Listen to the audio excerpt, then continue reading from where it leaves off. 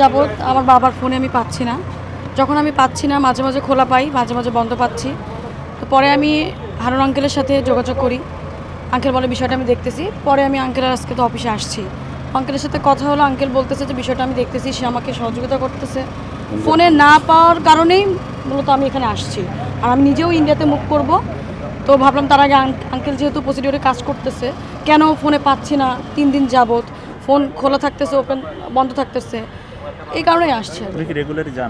হ্যাঁ, মাঝে মাঝে তার কানে হচ্ছে মেজর সমস্যা আছে, তার একটা কান বন্ধই করে টোটাল। গেছে তো গেছে, যাওয়ার পর ওখানে রাতে থাকছে। পরের দিন আঙ্কেলকে বলছে আমি একটু বের হইতেছি, আমি আসতেছি।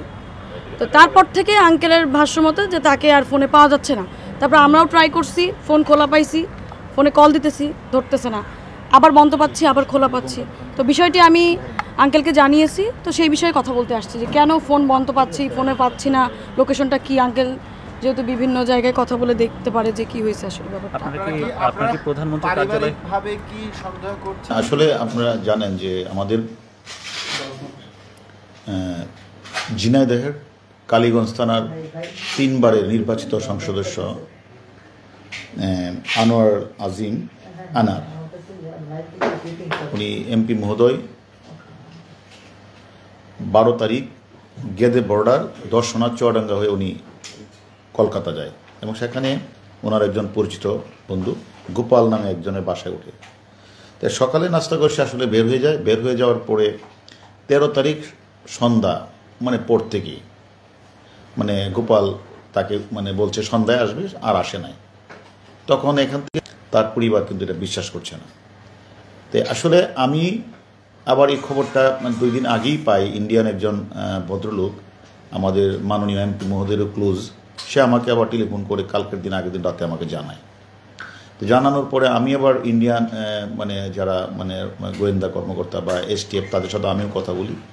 তো আজকে এমপি মহোদয়ের কন্যা সে আমাদের কাছে আসছে যে তার বাবাকে সে টেলিফোনে খুঁজে পাচ্ছে না, সে আসছে। তো আসার পরে আমরা এখনও আবার আমাদের যে এডিসি শাহেদুর সহ আমরা ইন্ডিয়ান যে STF পুলিশ বা থানার ওসি, তারপর DC সবার সাথে আমরা কথা বললাম।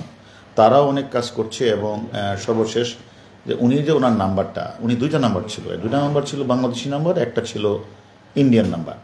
তো 2টা নাম্বারই আমরা ইন্ডিয়ান পুলিশের সহযোগিতায় কিন্তু আমরা 2টা বাংলাদেশি ইন্ডিয়ান সহযোগিতা আমরা যেটা দেখলাম যে 16 তারিখ সকালে ভোরে 2টা কল দেয়। একটা কল দেয় হলো তার APS-এর নাম্বারে, ভোর মেবি 7টা বা 7:46 এরকম। আরেকটারও কল দেয় হলো তার ঝিনাইদহ জেলা আওয়ামী লীগের সেক্রেটারি মিন্টু ভাইয়ের কাছে। এই 2টা রিং দিয়েছে, কারণ এত সকালবেলা তো কেউ টেলিফোনটা ধরতে পারে না। কিন্তু আবার আমরা যখন ইন্ডিয়ান পুলিশের সহায়তা আবার দেখলাম যে ইন্ডিয়ান নাম্বারের যে লোকাল সেটা হচ্ছে মুজাফফরাবাদ, অর্থাৎ বিহারের দিকে।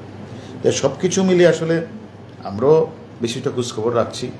আমরা ইন্ডিয়ানে বাংলাদেশে যারা আছে তাদের সাথে কথা বলছি, ইন্ডিয়ান পুলিশের সাথে কথা বলছি। ওনার পরিবারও আমাদের কাছে, ওনার মেয়ে আসছে, সে মেয়ে আমাদের সাথে কথা বলছে, সেও ইন্ডিয়া কালকে যাবে। তার ওখানে আমরা পুলিশের সাথে কথা বলছি, সবাই আমরা কাজ করছি। জিনিসটা অত্যন্ত আমরা গুরুত্ব দিয়েই আমরা আসলে বিষয় দেখছি যে আসলে অ্যাকচুয়ালি কী ঘটনাটা ঘটেছে। যেহেতু বাংলাদেশে না, ইন্ডিয়া, সেখানে আমরা প্রতিনিয়ত ইন্ডিয়ান পুলিশের সাথে STF-এর সাথে আমরা যোগাযোগ রাখছি। আমাদের উদ্দেশ্যটা হচ্ছে যে আসলে যে কারণটা কি, ওনার টেলিফোন